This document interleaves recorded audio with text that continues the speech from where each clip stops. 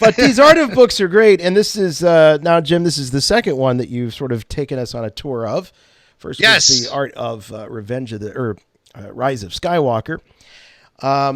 So the Art of Rebels. Now, Rebels is that a show that you think is going to? How do you think as you flip through these pages? Mm-hmm. Now that we're a couple of years past Rebels, how do you feel that show is aging, and what do you feel about its legacy in the Star Wars saga? And I think a book like this sort of helps establish those thoughts. Oh yeah, it definitely helped me forge maybe a little bit more of a stronger appreciation for Rebels. The artwork in this book is fascinating and really good. And the thing I like about Rebels is its strong connection to the original trilogy.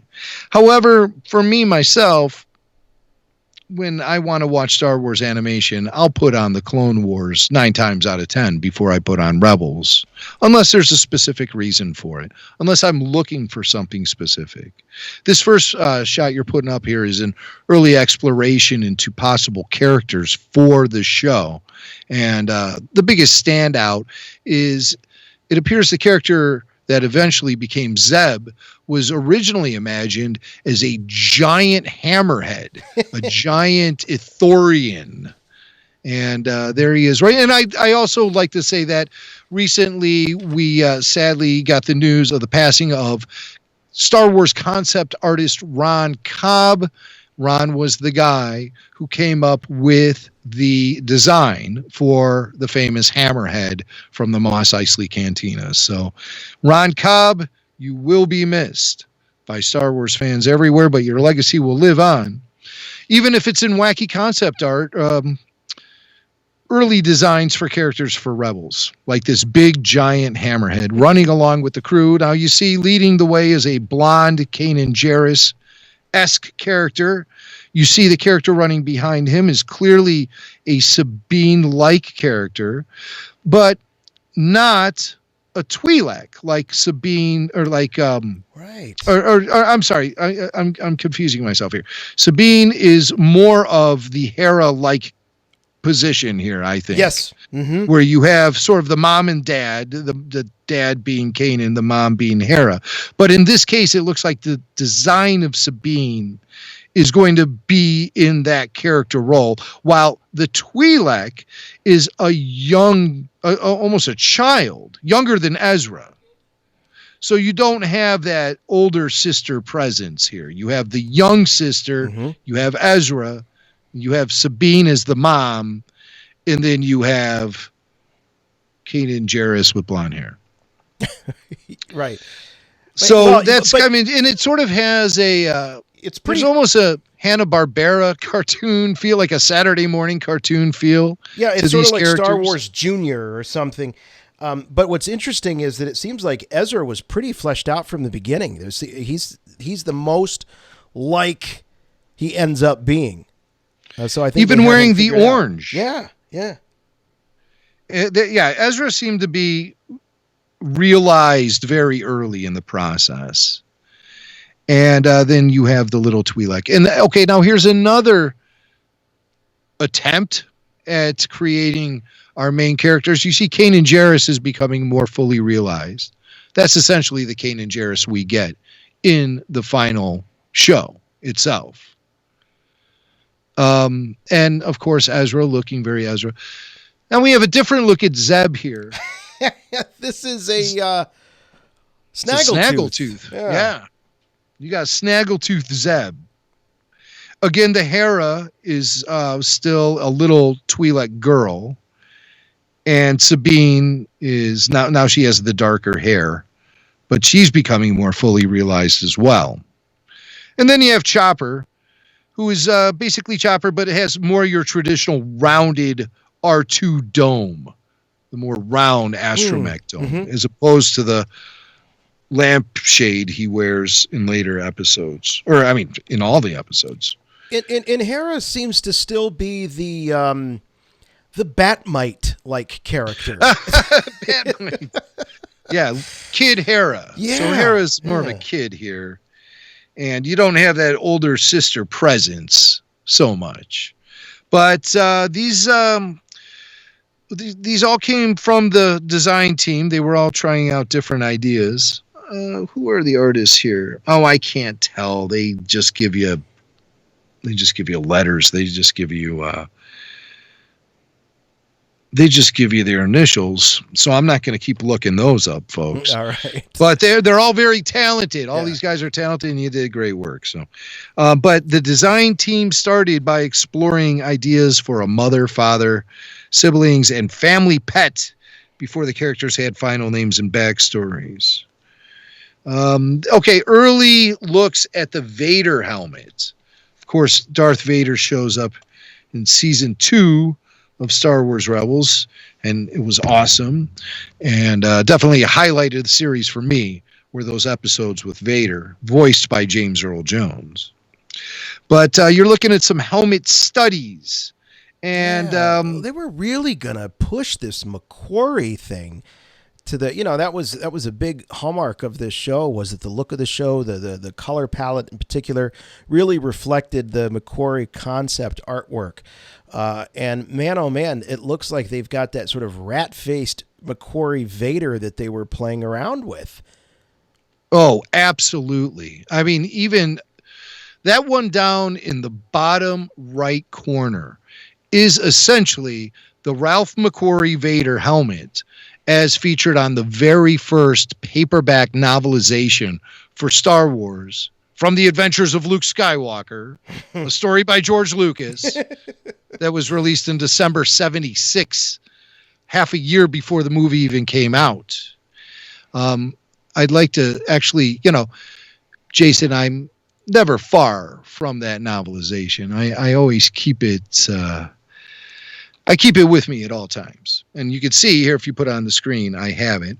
Oh, yes. There. And you can see, let me try to get it so there's not so much. There we go. Yep. That's my original beat up old novelization I have that I stole from my elementary school library back in the early 70s. And you can see all the McQuarrie art there. But the Vader helmet is the same, essentially, that we see in that lower right-hand corner. Yeah. Vader. So, they were going to really push it. They backed off. They didn't go that extreme. I'm glad they didn't. Yeah, me too, because that's not Vader. That's not Vader. I mean, sorry, but it isn't. It's part of the evolution of the look of Vader, but it's not Vader. So I'm glad they stuck with a more traditional look, but definitely with shades of the McQuarrie Vader. So that's cool stuff. What else we got, Jason? Let's see what's next. I got a comment about this. And it's not about this particular. What we're looking at is Palpatine, and I love that he showed up in Rebels, and we're looking at the Emperor. I got a bone to pick with those of you out there, and I say this with love. This is sort of like how when you're you can criticize members of your own family, but you don't want anybody outside the family to criticize the family. So we're all in the family.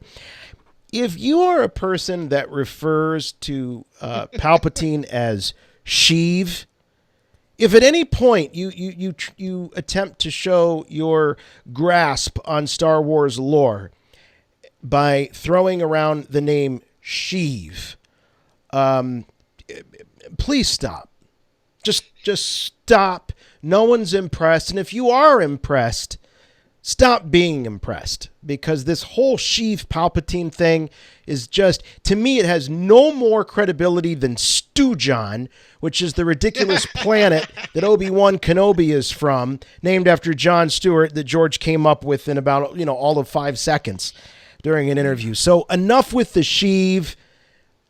If you're writing for some website out there, no one's impressed and no one cares. His name is not Sheev. I think I've gone on many rants about the Sheev thing in the past. And now it's all catching up to you, Jason. And so I can appreciate where you're coming from. I hate it. But it's just some sort of pithy little way that that these bloggers like to kind of show off in a way by calling him Sheev. It's really an insider baseball thing, and I think they only called him Sheev like in one novel. You know, it probably appeared on 2 pages or something, but just some nerds have been running with it a little too hard, I think. Back off the Sheev, because you're dealing with a character who already has cool names. You call him the Emperor, you call him Darth Sidious, you call him Palpatine. Why do we need another name for this character, for Christ? Especially something as lame as Sheev. And Sheev sounds silly, too. And Sheev. It is a turnoff when I start reading articles online. And immediately when I see the Sheev, I almost always stop reading. So, and they usually I say, well, you had me, and then you lost. They usually wait like a good paragraph. If it's a story about the Emperor, they're like, yes, the Palpatine, blah, blah, blah, blah, blah. Sheev, as he's also known. Yeah. Like, what do you mean he's also... Who knows this? Stop patting yourself on the back. Well, it's that kind of thing. And, you know, I see a lot of sympathy for this sort of opinion you have, Jason, online everywhere these days. Oh, really? I'm not alone. Yeah, okay, I think Star Wars fandom on a whole has really grown tired of seeing blogs or tweets that refer to Sheev. I think we all need to just give it a rest, and I think a lot of people feel that way too. Other people just don't give a crap, and other people just don't get it. So, you know, different strokes for different folks, but we are primarily a Sheev-list podcast here at Rebel Force Radio. Let's talk about these images, though, this cool concept art of Palpatine. And what I enjoy the most about it is, the accuracy to attention to detail about the character. I mean, it's very screen accurate, I would say, but I just love the head design. And why I love about this book so much is it features the head without the cloak. And I just love Palpatine without the hood up on his cloak. I just love that. His hair did not get fried off in the with the Force lightning. No way. He's clearly shaving his head now. Oh, because that's why they call him Shave. Shave Palpatine.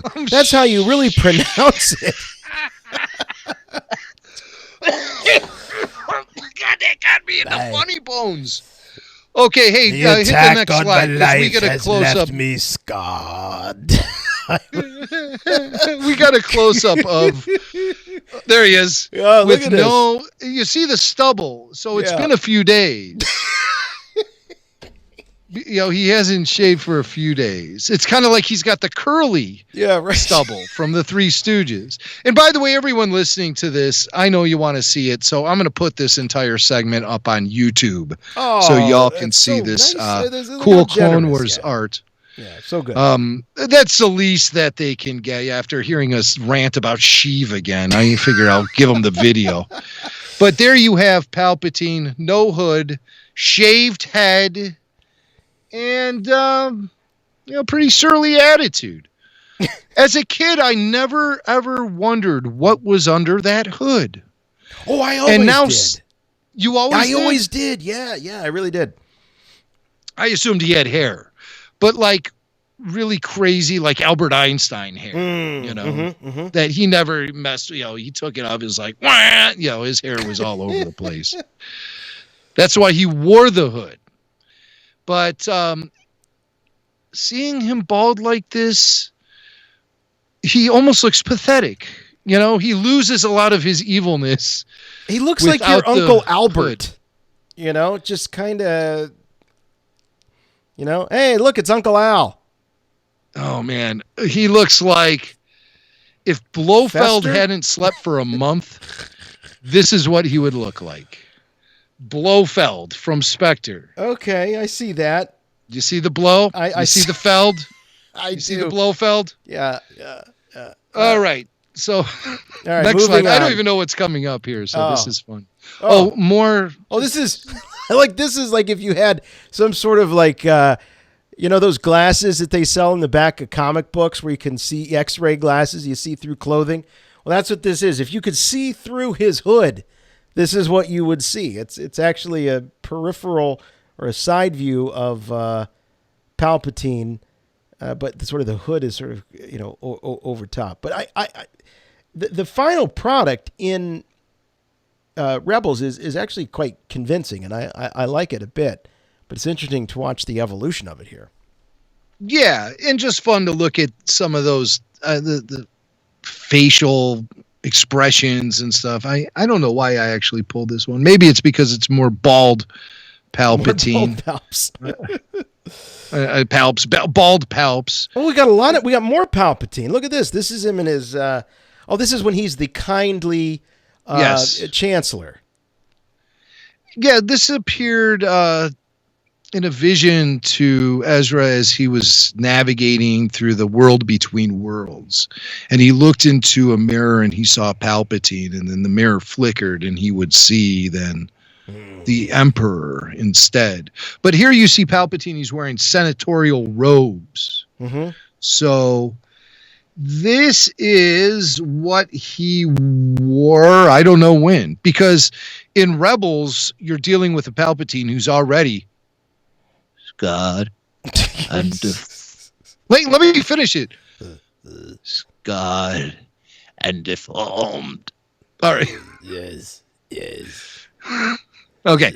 But I mean, so he was getting the vision then of a kindly Palpatine, Yeah. And then he saw the real thing, the real deal, which was the Emperor. But that was basically Palpatine's general look anyway, was with the robes and the hood up. And he didn't make public appearances after the events of Revenge of the Sith. No, he became quite reclusive. Yeah, the population didn't see Palpatine. He didn't make appearances in front of him. It could be very well that the last appearance he ever made in public was the scarred and deformed speech. That might have been the last time anyone saw him. I think it was. I think that's canon now. As it says in my classic Star Wars novelization, the prologue, which basically is a quickie outline of the prequels. So you know that George had a game plan for those for years and years. But it says, the ambitious Senator Palpatine caused himself to be elected President of the Republic, which then evolved into Chancellor, obviously. He promised to reunite the disaffected among the people and restore the remembered glory of the Republic. Once secure in office, he declared himself emperor, shutting himself away from the populace. So, he did not make public appearances very often. No. It's not like you turn on 60 Minutes some Sunday and there he is. Yeah, he's not sitting there with Wallace. With Mike Wallace? No. Mike Wallace, yeah. No, sitting across from Mike Wallace, looking like melted candle wax. Right. But no, he shut himself away and let the governors basically wreak havoc throughout the galaxy. The regional governors. He was secure enough in his power that he didn't get involved in politics anymore. And he really didn't care. He locked himself away and probably studied Sith stuff with Vader and did all kind of crazy arcane things there in that office of his.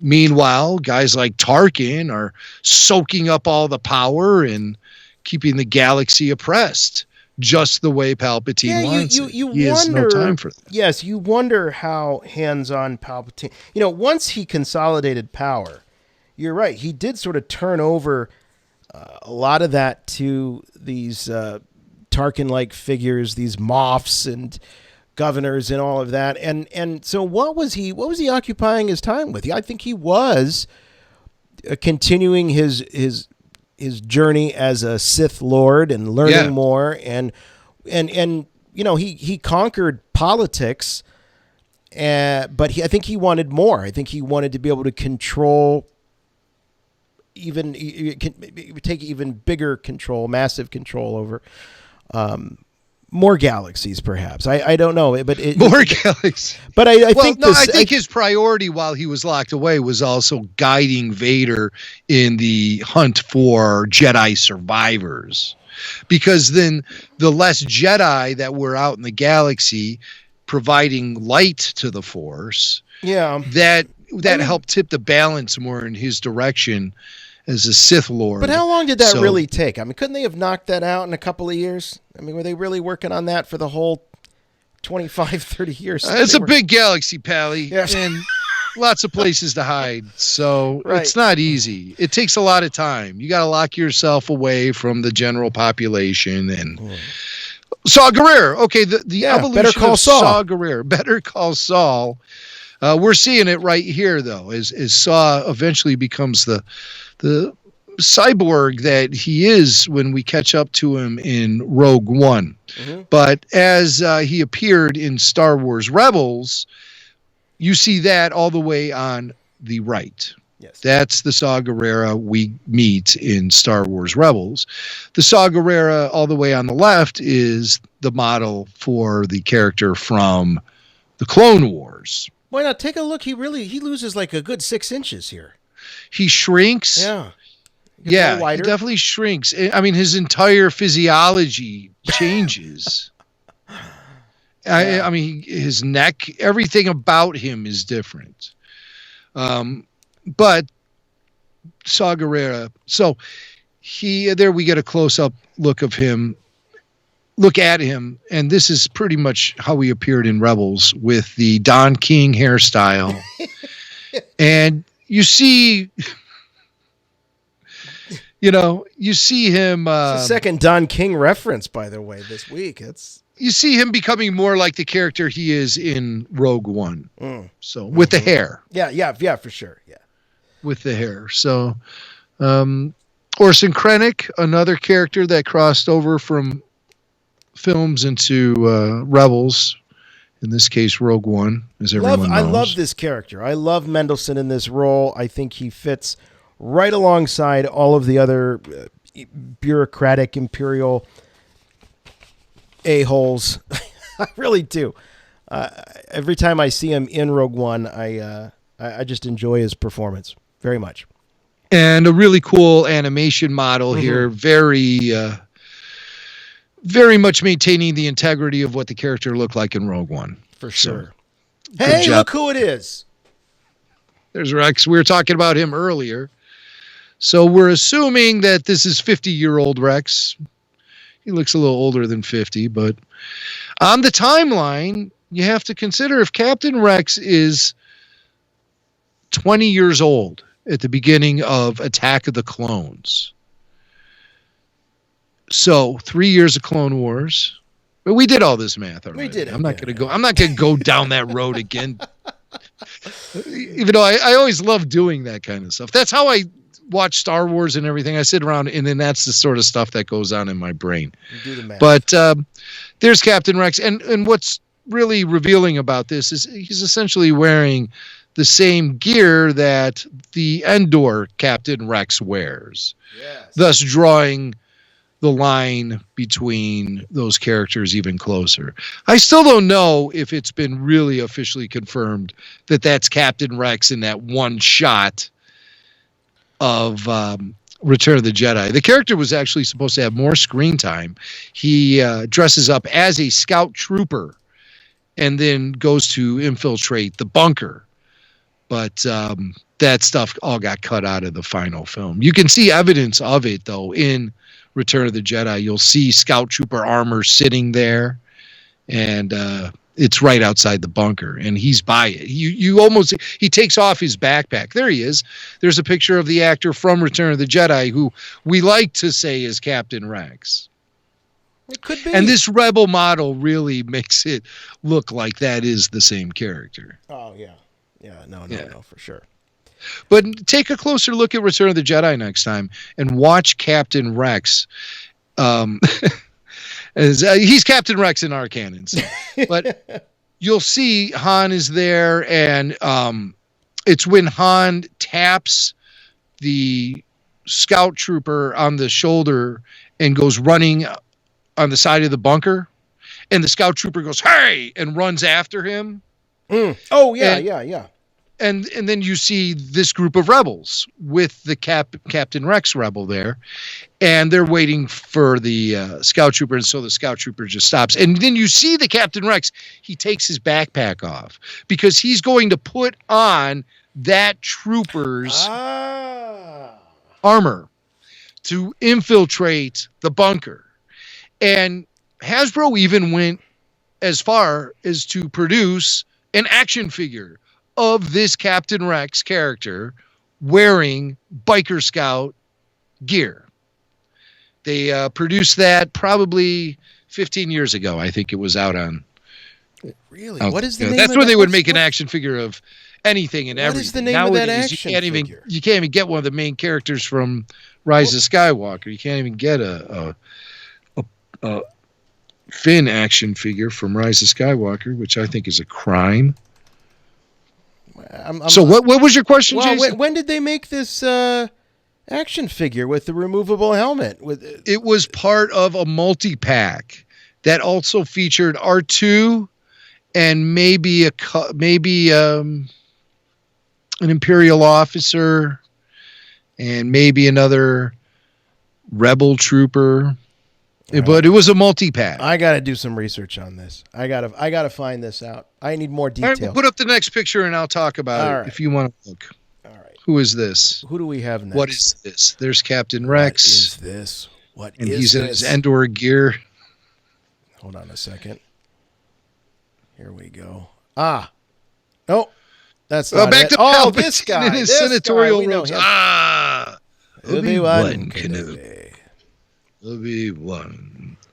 Voiced by Steven Stanton in Rebels. And a pretty cool episode. I recently rewatched the episode featuring the death of Darth Maul at the hands of Obi-Wan Kenobi. I think it was pretty bold for them to bring us Kenobi as he's out in the exile in the desert.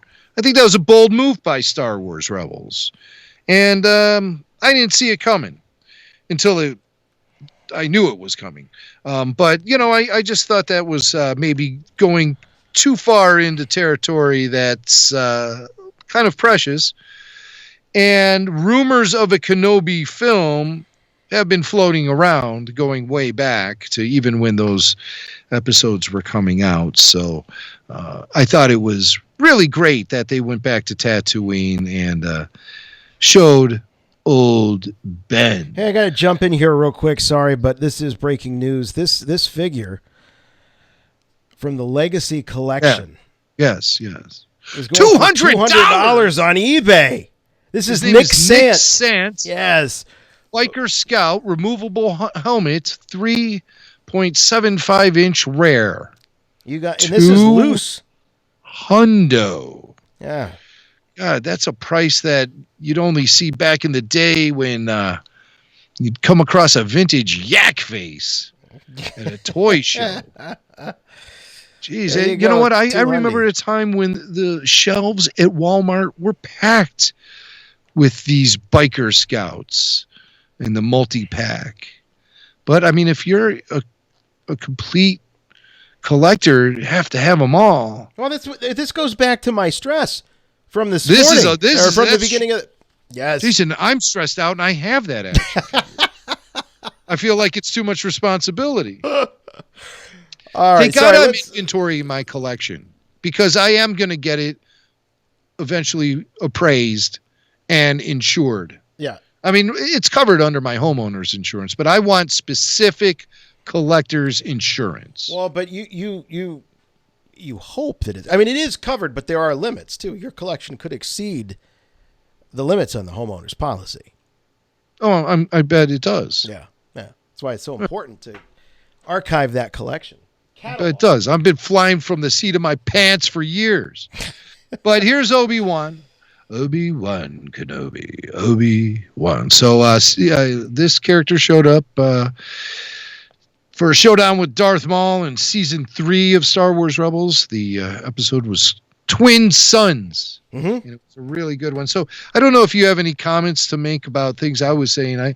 I thought it was really bold for Star Wars Rebels to revisit the character of Ben Kenobi, to really give us our first in-canon check-in on him as he was out in exile in Tatooine. What I thought it did is I thought it really elevated the character of Ezra. Perhaps beyond what should have been, could have been, because I think if we were to see any of the Filoniverse characters interact with such a hugely important character in Star Wars canon, and I mean, we're talking about OT era Obi-Wan, the Guinness version of Obi-Wan, I would assume that it'd be somebody like Ahsoka. But for it to be Ezra, and not to take anything away from Ezra, I just didn't think that he was high enough in the hierarchy of important Star Wars characters to have a moment with the one, the only Obi-Wan Kenobi. But yeah, you almost have to have the connection being made with a character who doesn't have a history with Ben, who doesn't know him. That's a lot to unravel then, Yeah. Just giving it to Ezra, I think you're right, Jason. It helps to put that character more on the map. Yeah. In the overall, the Star Wars big picture puts him on the map. So, so he keeps it then a secret about Ben out in the desert. He doesn't even tell Kanan. He doesn't even tell Kanan. No. Crazy. Crazy. So he's holding that secret with him as he flies off with the hyperspace whales. Oh, look who it is. Now, this is a guy you don't see very often. Darth Maul. Darth Maul. Yeah, right. Another rare appearance from Darth Maul. Sure haven't seen much of him since he got bisected. And bet he shows up on Mandalorian somehow. You want to bet? He shows up on Mandalorian. No, I think they're really going to stick with that landing with Obi-Wan killing him once and for all. Because almost every extension of the Darth Maul story beyond his presumed death is centered around his hatred for Obi-Wan.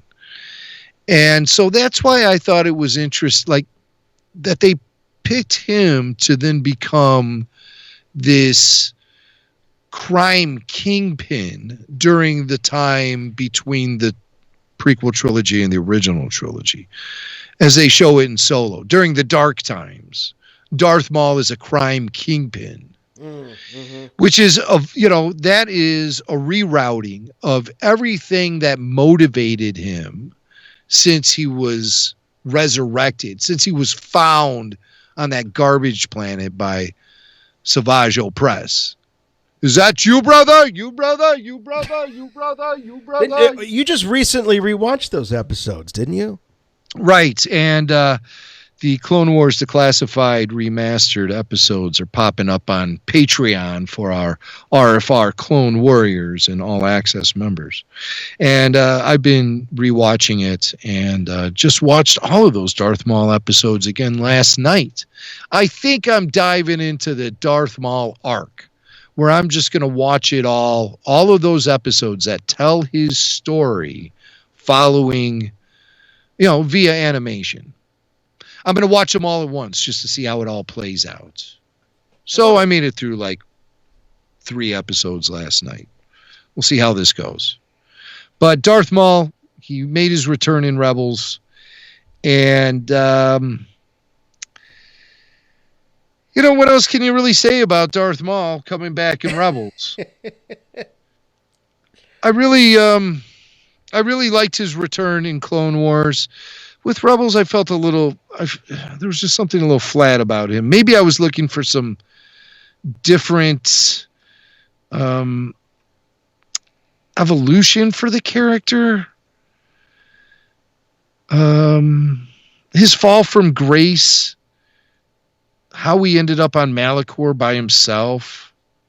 A lot of that stuff is kind of up in the air, isn't it? You don't remember.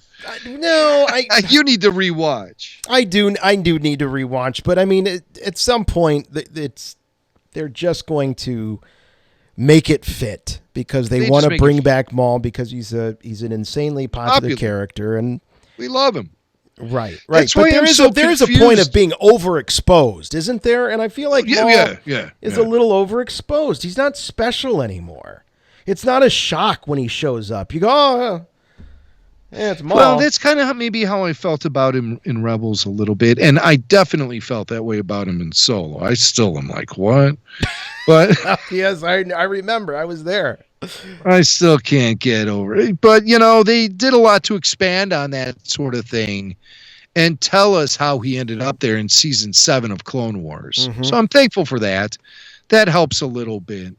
But Darth Maul, the crime kingpin, without having the motivation of revenge against the Jedi and Obi-Wan, he just becomes another goon.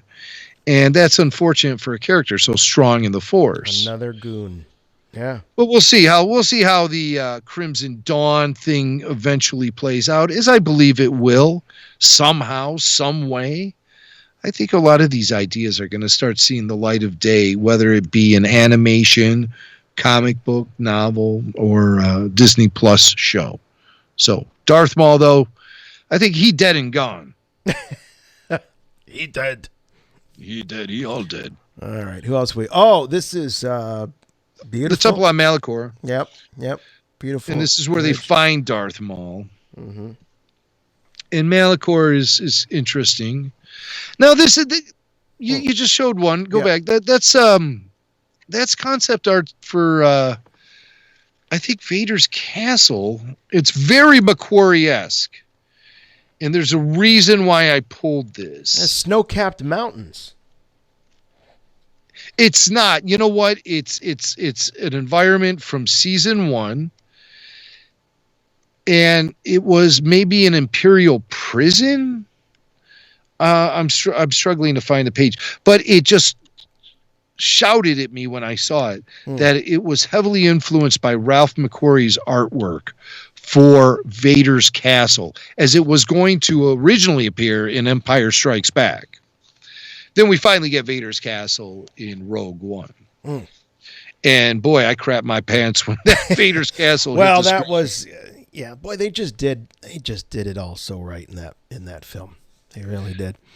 What else? Oh, these are the AT-ATs, but they're not AT-ATs. Oh, those are AT-ATs. Yeah, they're early versions of AT-ATs, apparently. But it's just concept art of AT-ATs and what appears to be a dust storm. They're not like an AT-DT or some sort of variation on the name AT-AT. It's an AC/DC. For those about to rock, we salute you.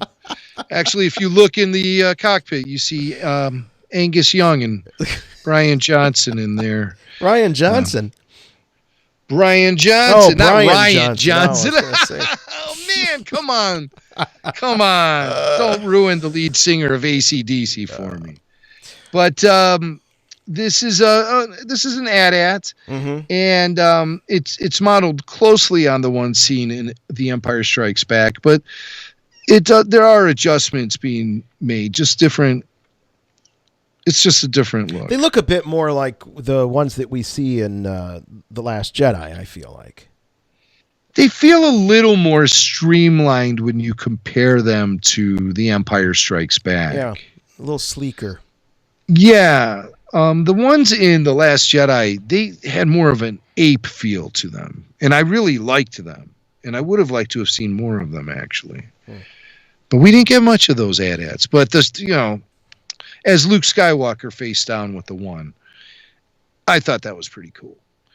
The visual of it was great. So I think I just pulled that because I liked it. That one. It's just a cool piece of concept art. And, some interesting looks at settlements on Tatooine. Really no big deal. But, again, looking for designs for that Twin Suns episode. And kind of reminds me of Queel's encampment on in the season 1 of The Mandalorian, when he visits Queel's and he learns how to ride the blurg. That looks like a similar fenced-in courtyard there to the environment The Mandalorian was in. So I just like to go back to Tatooine. moisture We all evaporators, do. We all do. domed buildings. So that's all I got on that one. All right. I think we're getting close to the end here. Another look at some dwellings on Tatooine, just very Star Wars. And finally, Puffa-Pig in this book review. There he is, the Puffa-Pig. And his eyes are isolated there, just in case we were wondering what Puffer-Pig's eyes would look like if they were disembodied. well, I hear they're a delicacy in some parts of the galaxy. Oh, is that what it is? Yeah. They're like, you put sweet and sour sauce on them. They're delicious. Some people are watching this and just salivating. You wouldn't believe it. But there's Puffer-Pig, and, I can't let this episode go on any further without some actual commentary from Mr. Puffer-Pig himself. Here he is.